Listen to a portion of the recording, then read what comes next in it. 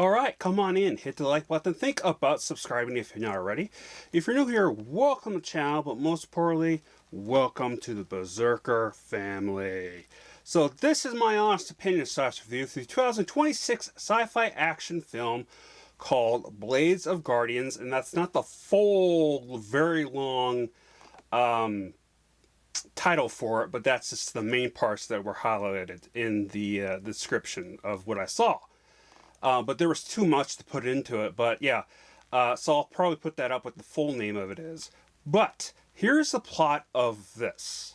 But here's the plot. Dio Ma, the second most wanted fugitive, is instructed by his benefactor, the chief of Mo family clan, to take on a mysterious escort mission, escorting the most wanted fugitive to Chang'an. And here's some of the gas.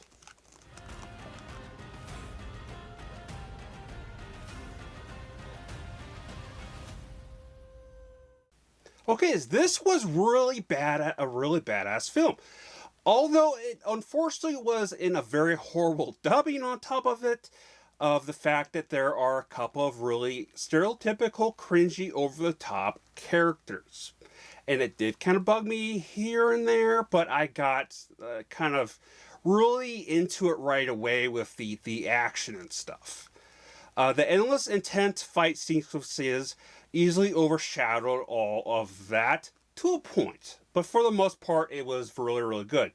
Yes, there's the stereotypical lack of physics, aka that jumping in the air, semi-flying in the air fight moves, which were actually pretty cool and not necessarily a big deal to me personally, but I'll acknowledge them nonetheless. But we got so much sword, blade, arrow fighting and battle scenes, along with so much horse riding and practical effects. Now, despite being a little confused on which clan is which, I was able to follow along with the story easily. And again, the action sequence was, and there was definitely pauses in between to give some wholesome moments, obviously, and give you a breather. But it was just like constant, and it looks like there was a lot of people involved in this. I don't know how much CGI. I think the storm scene was definitely CGI. It definitely looked like it. It was a little bit jarring, but it was kind of cool at the same time, I guess you'd say. But it was also a little bit hard to see. So it's a blending of good and bad. But yeah, the action was fantastic. The set, costumes, designs, the main love this. They love this film when they put into it. They put a lot of love into this film. How historically accurate it is, I don't know. Don't care. If you know me by now, I really don't care.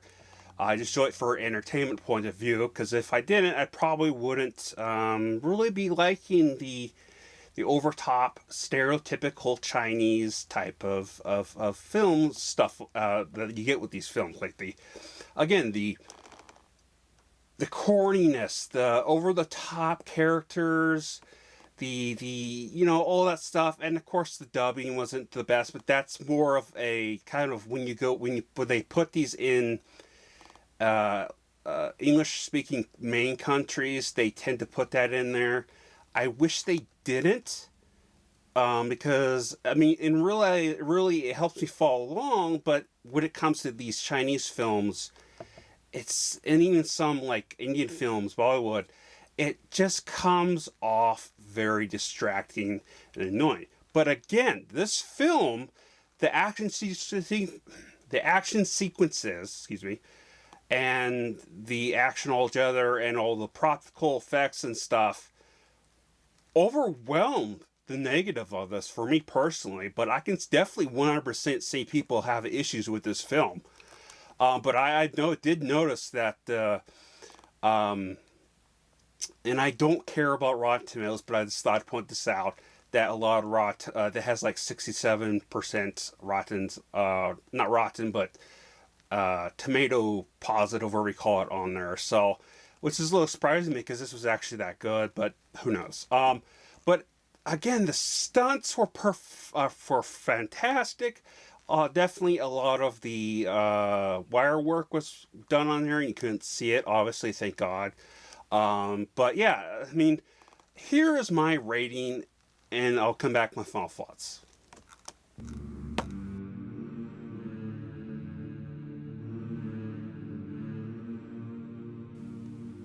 So, a question for you who are all in the know, or just maybe know somewhat. Was this based off a comic book or comic books? Because when I was looking through to make a thumbnail, pictures, I noticed a lot of kind of looking like old school graphic novels, like comic books, with the same name on here, and they had the same kind of characters in it. And there was definitely times in here it did kind of come off a little bit like something of an anime, but not wholly, not the most anime type of feel to this one compared to other live actions I've seen. So it wasn't really corny in that aspect, but the over the top, and there was definitely a couple things in there that were again had that comic anime comic feel to it. Um, wow, I'm having issues speaking a lot lately. I do apologize. But as always, leave your thoughts down below. I'm very curious. I highly recommend this film. Just keep in mind the dubbing is a bit distracting, and there's some over the top stuff, like I keep saying. So, but other than that, remember, I love you all. Please stay safe. Spread love, most importantly. Let's go.